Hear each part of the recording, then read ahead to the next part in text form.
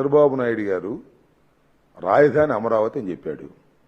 మేము రాజధాని అమరావతి కాదని ఎప్పుడు చెప్పలా, 3 రాజధానులు అని చెప్పాం.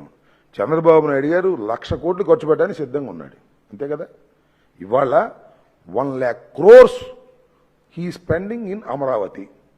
జగన్మోహన్ రెడ్డి గారు కూడా మొన్న చెప్పాడు, ఎందుకయ్యా ఇన్ని 1,00,000 కోట్ల రూపాయలు ఖర్చు పెడతారు ఒక రాష్ట్ర రాజధాని కోసం.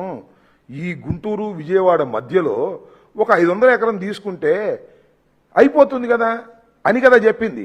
ఆయనకి ఇచ్చినటువంటి అడ్వైజ్ ఇంత కావాలా, 1,00,000 కోట్లు, దానిలో 52,000 కోట్ల రూపాయలు అప్పు. మెడికల్ కాలేజీలేమో 500 కోట్ల రూపాయలతో పూర్తయ్యేటటువంటి మెడికల్ కాలేజీలేమో అమ్మేసుకుంటారు.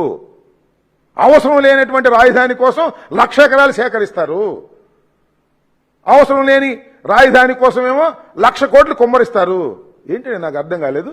నేను ఎప్పుడు చెప్తున్నా, ఇప్పుడు చెప్తున్నా, రాజధాని నిర్మాణం ఏంటంటే నాకు అర్థం కాలేదు. You select the capital.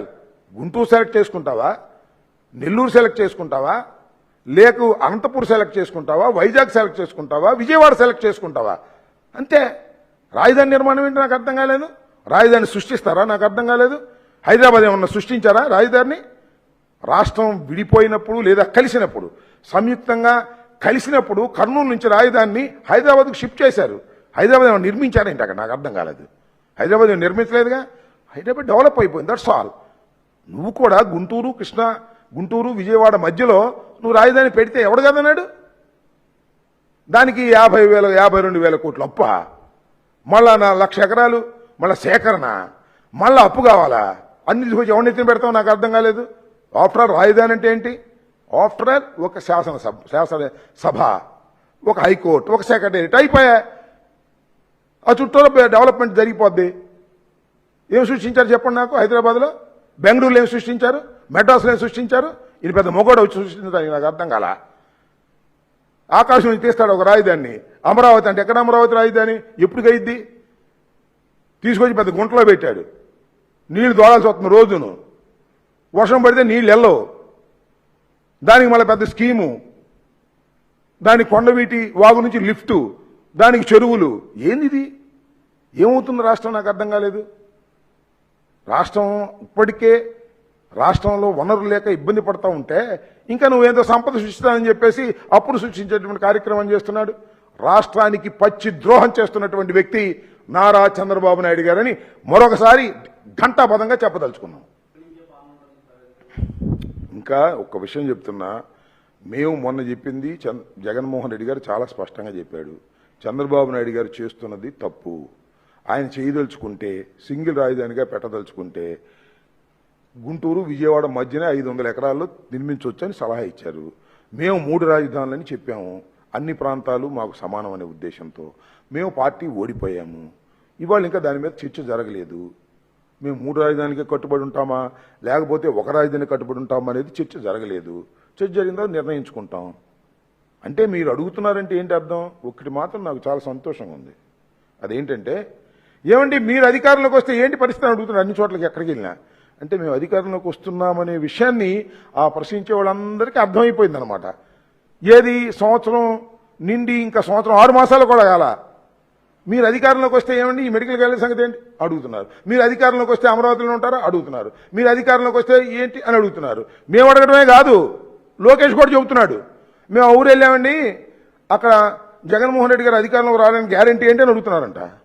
అందరికీ అనుమానం వచ్చేసింది, ఈ కూటమి ప్రభుత్వం 5 సంవత్సరాల తర్వాత ఉండేది కాదని, మళ్ళా జగన్మోహన్ రెడ్డి గారి అధికారంలోకి వస్తున్నారనేటువంటి భావన సర్వత్రా వినిపిస్తుందనే దానికి సంతోషం. అయితే ఈ రాజధాని అంశం మీద మేము పూర్వం తీసుకున్నటువంటి స్టాండ్ 3 ప్రాంతాలకి 3 పట్టణాల్లో ఈ రాజధాని డివైడ్ చేసి ఉండాలి అనేటువంటి అధికార వికేంద్రీకరణ భావించాం. ఆ తర్వాత ఓటమి పాలయ్యాం. దానివల్లే ఓటమి పాలయ్యామని కొంతమంది అంటారు, కాదు కొంతమంది అంటారు. వీటన్నిటి మీద సుదీర్ఘమైన చర్చ జరగాలి. ఆ చర్చ జరిగినప్పుడు వీటన్నిటికీ సమాధానం చెప్తాం. ఇవాళ ఎవరు చెప్పినా ఒకటి మాత్రం వాస్తవం, జగన్మోహన్ రెడ్డి గారు మొన్న చెప్పింది, చంద్రబాబు నాయుడు గారు చేస్తున్నటువంటి అతి దారుణమైన 1,00,000 ఎకరాలు 1,00,000 కోట్ల కన్నా అది కరెక్ట్ కాదు. 500 ఎకరాలతో రాజధానిని మీరు చేస్తే బాగుంటుందని ఒక సలహా ఇచ్చారు.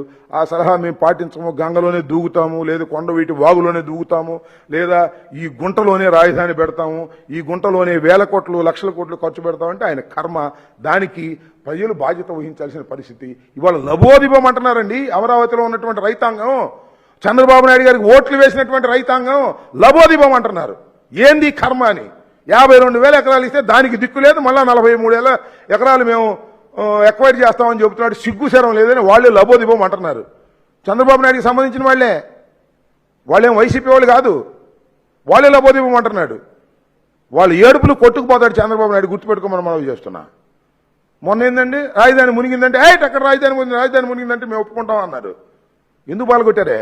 కొత్తగా వేశారుగా ఒక హైవేని. చూశారుగా మీరు హైవే కొత్తది, ఇక్కడ నుంచి నూజివీడు మన ఇబ్రహీంపట్నం దగ్గరికి వెళ్ళి అక్కడ నుంచి ఎయిర్పోర్ట్ దాకా వెళ్ళిద్ది. దాన్ని అడ్డుగోలు పాల్గొట్టేశారు. దీనిలో నీళ్ళు వెళ్ళకపోతే లిఫ్ట్ ఉందో ఒక పక్కన, ఆ లిఫ్ట్లోంచి తోడిన నీళ్ళు వెళ్ళట్లా. చివరికి హైవేని కొత్తగా వేసినటువంటి హైవేని పగలగొట్టి నీళ్లు పంపాల్సి వచ్చినటువంటి పరిస్థితులు ఉందంటే అమరావతి ఎంత లోతట్టు ప్రాంతమో నేను ప్రత్యేకంగా చెప్పాల్సిన అవసరం లేదు. చంద్రబాబు నాయుడు గారు చేసిన అతిపెద్ద తప్పిదం ఇది అని రాష్ట్ర ప్రజానీకం అనుకుంటున్నారు. అమరావతి పూర్తయ్యేది కాదు, ఈ 3.5 సంవత్సరాలు కాదు, 30 సంవత్సరాలైనా అమరావతి పూర్తి కాదు. అంత పెద్ద ప్రాజెక్ట్ పెట్టాడు చంద్రబాబు నాయుడు గారు. అది ఒక ఆదాయపు సోర్స్గా క్రియేట్ చేసుకున్నాడు. అప్పుడెప్పుడు మోడీ గారు అన్నాడే పోలవరం ఇది ఏటీఎం అని, ఇది ఒక ఏటీఎం, అమరావతి ఒక ఏటీఎం. 52,000 కోట్ల అప్పులు తీసుకొచ్చాడు, టెండర్ పిలిచాడు, దానిలో మొబిలైజేషన్ అడ్వాన్స్ ఇస్తాడు, దానిలో 8% వెనక్కి తీసుకుంటాడు, మళ్ళీ కొంత పర్సెంటేజ్ తీసుకుంటాడు. ఆయన వాళ్ళ అబ్బాయి సూట్ కేసు సర్దుకుంటారు, హైదరాబాద్ తీసుకుపోతారు. ఇదే పని. ఓకే, ఏంటండి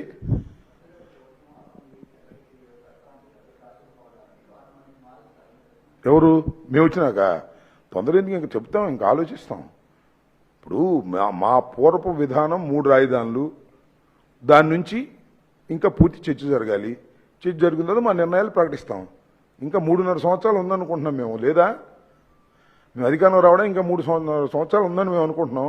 వాళ్ళే తొందరపడిపోతున్నారు కొంతమంది. ఏమంటే తొందరగా చెప్పండి అని. ఇంకా 3.5 సంవత్సరాలు ఉంది కాబట్టి దాని మీద కూలంకషంగా ఆలోచించి చర్చించుకుని పార్టీ పరంగా చర్చించుకున్న తర్వాత మా నిర్ణయాలు పూర్వం నిర్ణయాలు ఏమన్నా తప్పులో రైట్లో ఉన్నాయో చర్చించుకున్న తర్వాత దెన్ వి విల్ అనౌన్స్. ఇప్పుడెప్పుడే తొందరపడాల్సిన అవసరం. ఇప్పుడు మేము తొందరపడుతున్నా రైతులకు ఎరువులు తొందరగా ఇవ్వమని తొందరపడుతున్నాం, అది ఇవ్వలేమని వాళ్ళు లబోదివ్వమంటున్నారు.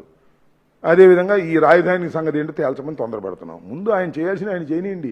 మా నిర్ణయాలను తప్పనిసరిగా మేము ప్రకటిస్తాం. ఒకటి మాత్రం వాస్తవం, మేము అధికారంలోకి వస్తే ఏం చేయాలనే విషయాలను ఇంత ఎర్లీగా కన్నా తర్వాత మేము ప్రకటించడం జరుగుతుంది.